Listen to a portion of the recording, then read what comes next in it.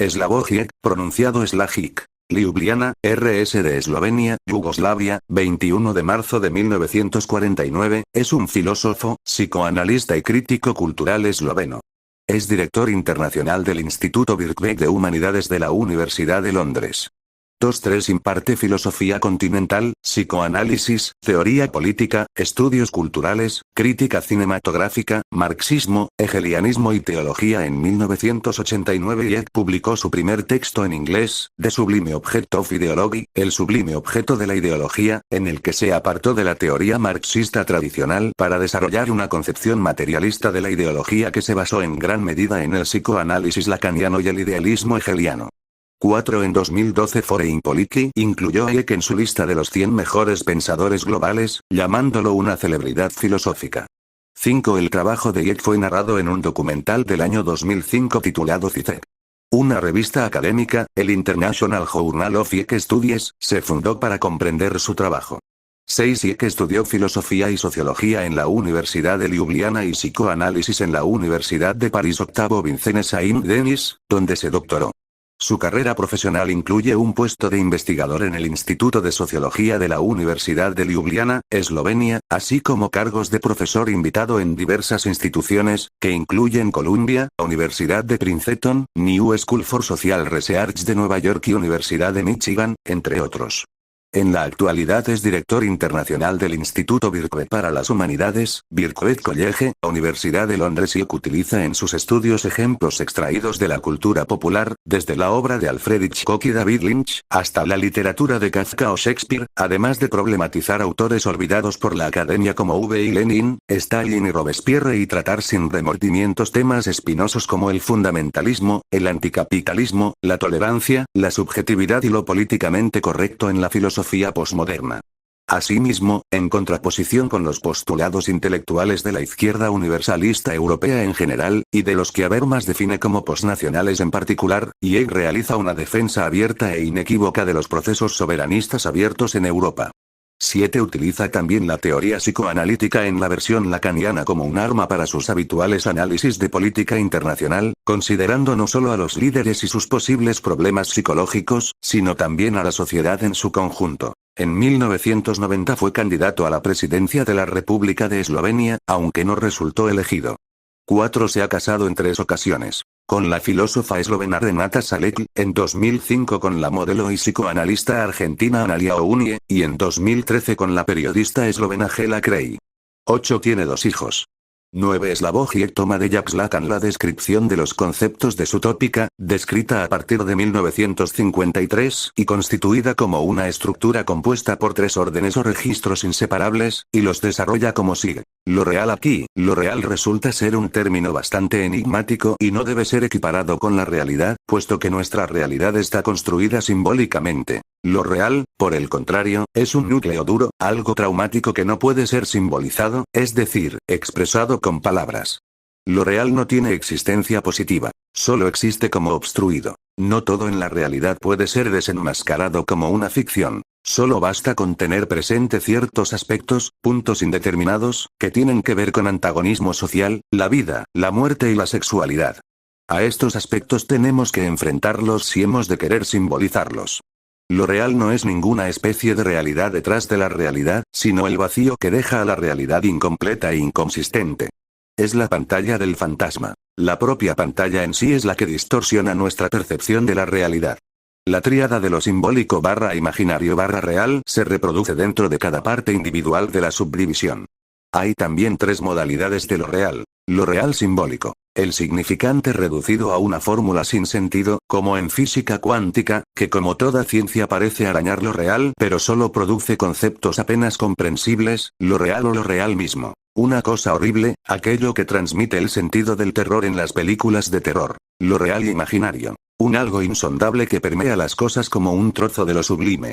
Esta forma de lo real se vuelve perceptible en la película de Full Monty, por ejemplo, donde protagonistas desempleados deben desnudarse por completo. En otras palabras, a través de este gesto extra de degradación voluntaria, algo del orden de lo sublime se hace visible. El psicoanálisis enseña que la realidad, posmoderna, precisamente no ha de ser vista como una narrativa, sino que el sujeto ha de reconocer, soportar y ficcionalizar el núcleo duro de lo real dentro de su propia ficción. Lo simbólico se inaugura con la adquisición del lenguaje. Es mutuamente relacional. Así, sucede aquello de que un hombre solo es rey porque sus súbditos se comportan ante él como un rey. Al mismo tiempo, siempre permanece una cierta distancia respecto a lo real, excepto en la paranoia. No solo es loco un mendigo que piensa que es rey, lo es también aquel rey que verdaderamente cree que él es un rey. Puesto que efectivamente, este último solo tiene el mandato simbólico de un rey. Lo simbólico real es el significante reducido a una fórmula sin sentido. Lo simbólico imaginario qua símbolos jungianos. Lo simbólico o lo simbólico mismo qua el habla y el lenguaje con sentido en sí. La pantalla del monitor como forma de comunicación en el ciberespacio. 10 como una interfaz nos refiere a una mediación simbólica de la comunicación, a un abismo entre quien sea que habla y la posición de hablar en sí, p.ej. el apodo, la dirección de correo. Yo nunca de hecho coincido exactamente con el significante, no me invento a mí mismo. En cambio, mi existencia virtual fue, en cierto sentido, ya cofundada con el advenimiento del ciberespacio.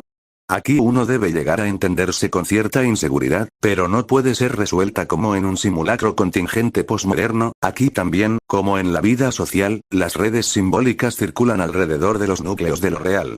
Esta es una respuesta a la inversión a menudo planteada por Ieck. No se trata de qué podemos aprender acerca de la vida en el ciberespacio, sino más bien, qué podemos aprender acerca del ciberespacio en la vida. Estas inversiones sirven al psicoanálisis teórico. Es decir, contrario al psicoanálisis aplicado, no busca meramente analizar trabajos de arte y hacer lo que es amenazante comprensible, sino crear una nueva perspectiva en lo ordinario, renovar la sensación de extrañeza sobre la vida diaria, y por vía del objeto desarrollar más allá la teoría. Lo imaginario otro se ejemplifica en lo que Lacan llama el estadio del espejo, por el cual uno se reconoce en una imagen ficticia de sí mismo, la imagen proyectada en un espejo, y en ese reconocimiento hay un fallo, es un reconocimiento ilusorio por el cual el yo se constituye como un otro, como concluye Jacques Lacan citando a Arthur Rimbaud. Yo soy otro, je suis un autre. Lo imaginario es la fantasía fundamental que es inaccesible a nuestra experiencia psíquica y se eleva de la pantalla fantasmal en la que encontramos objetos de deseo.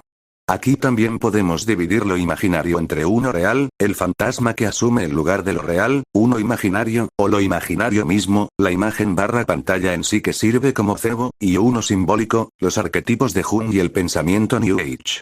Lo imaginario nunca puede ser agarrado, ya que todo discurso sobre él siempre estará localizado en lo simbólico. Todos los niveles están interconectados, de acuerdo a Jacques Lacan, del seminario 20 en adelante, en una forma de nudo Borromeo, como tres anillos enlazados juntos de manera que, si uno de ellos se desconectara, el resto también caería a pesar de que la filosofía de Zizek es oscura e innecesariamente saturada de terminología errónea, ha sido controversial al declarar que la izquierda necesita una Thatcher y la sociedad una buena élite, descartando los movimientos sociales antiautoritarios, y apoyando las posiciones más estalinistas y duras dentro de la política.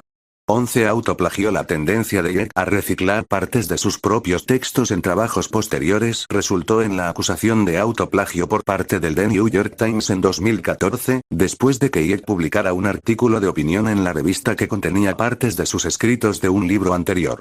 En respuesta, Ieck expresó perplejidad ante el tono severo de la denuncia, enfatizando que los pasajes reciclados en cuestión solo actuaban como referencias de sus libros teóricos para complementar la escritura original.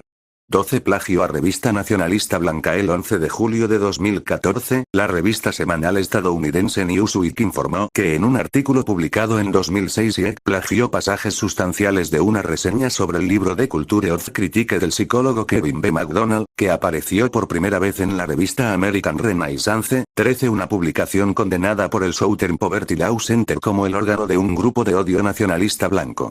Sin embargo, en respuesta a las acusaciones, Ieck declaró: cuando estaba escribiendo el texto sobre Derrida que contiene los pasajes problemáticos, un amigo me habló de las teorías de Kevin B. MacDonald y le pedí que me enviara un breve resumen. El amigo me lo envió, asegurándome que puedo usarlo libremente ya que simplemente reanuda la línea de pensamiento de otro. En consecuencia, hice exactamente eso, y me disculpo sinceramente por no saber que la reseña de mi amigo tomó prestado gran parte de la reseña de Stanley Hornbeck 14 del libro de MacDonald. Como cualquier lector puede establecer rápidamente, los pasajes problemáticos son puramente informativos, un informe sobre la teoría de otro por el cual no tengo afinidad alguna. Todo lo que hago después de este breve resumen es descartar rápidamente la teoría de MacDonald como un nuevo capítulo en el largo proceso de destrucción de la razón. De ninguna manera puedo ser acusado de plagiar la línea de pensamiento de otro, de robar ideas. Sin embargo, lamento profundamente el incidente Noam Chomsky. Noam Chomsky es crítico con Ieck, de quien dice que es culpable de usar términos elegantes como polisílabos y pretender que tiene una teoría cuando no tiene ninguna teoría, y también que las teorías de Ieck nunca van más allá del nivel de algo que puedes explicar en 5 minutos a un niño de 12 años. 16. Justificación del colonialismo y el eurocentrismo. Ieck ha expresado opiniones en las que defiende el universalismo eurocéntrico. 17. Y reconoce aspectos positivos de la dominación colonial. 18. Estas opiniones han sido criticadas por diversas figuras del marxismo y la izquierda. Algunos ejemplos son la feminista india Nivedita Menon. 19. El intelectual iraní Hamid Abbasi. 20. El pensador argentino decolonial Walter Mignolo. 21. E incluso alguien más próximo a Ieck, el marxista mexicano David Pavón Cuellar. 22. Entre otros. Ambigüedad. Las posiciones filosóficas y políticas de Ieck no siempre son claramente comprensibles, y su trabajo ha sido criticado por no adoptar una postura coherente. Si bien ha afirmado apoyar un proyecto marxista revolucionario, su falta de visión sobre las posibles circunstancias que podrían conducir a una revolución exitosa hace que no esté claro en qué consiste ese proyecto.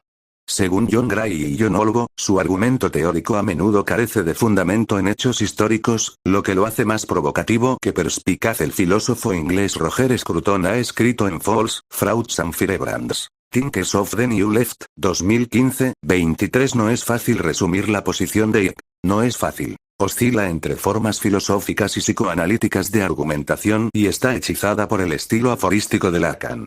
Adora la paradoja y cree firmemente en lo que Hegel llama el trabajo de lo negativo, aunque, como es usual, lleva sus ideas más allá, hasta llegar a la aporía.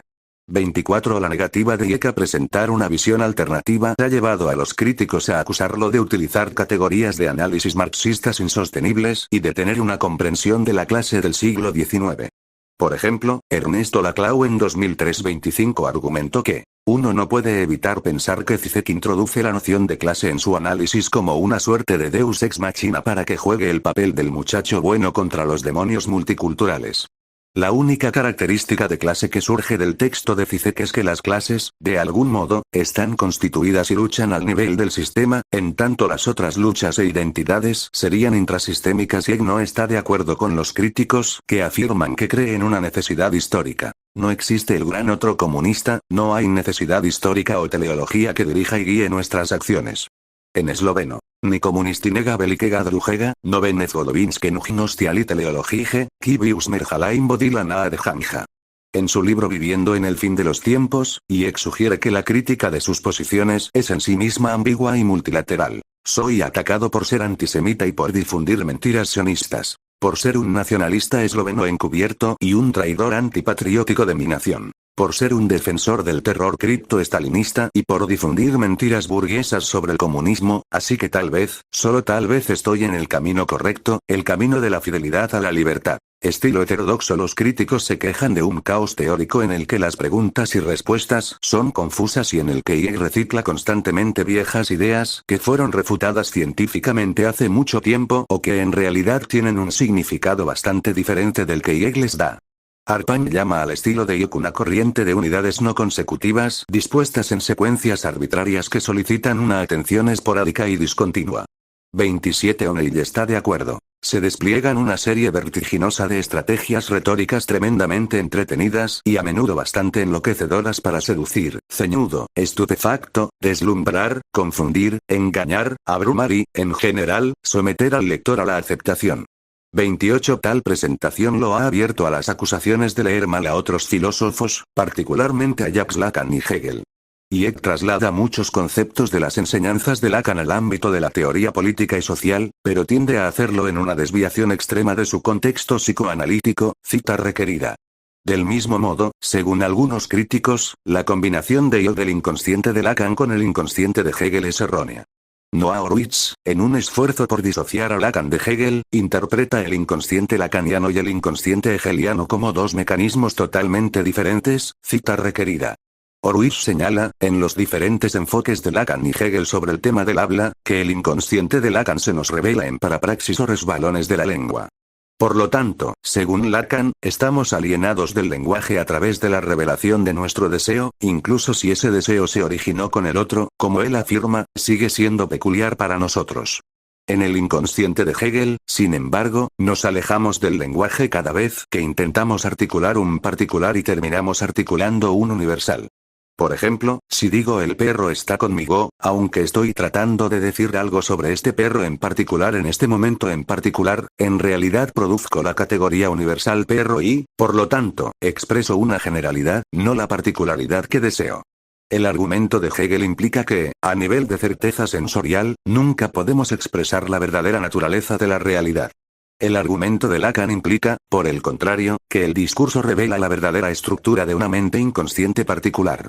29 En una crítica muy negativa del libro de Yale Stand Nothing, el filósofo político británico John Gray atacó a Yale por sus celebraciones de violencia, su fracaso en fundamentar sus teorías en hechos históricos y su radicalismo sin forma que, según Gray, profesa ser comunista pero carece de la convicción de que el comunismo podría realizarse con éxito. Gray concluyó que el trabajo de Yale, aunque entretenido, no tiene valor intelectual. Lograr una sustancia engañosa reiterando sin cesar una visión esencialmente vacía, el trabajo de Yale equivale a menos que nada.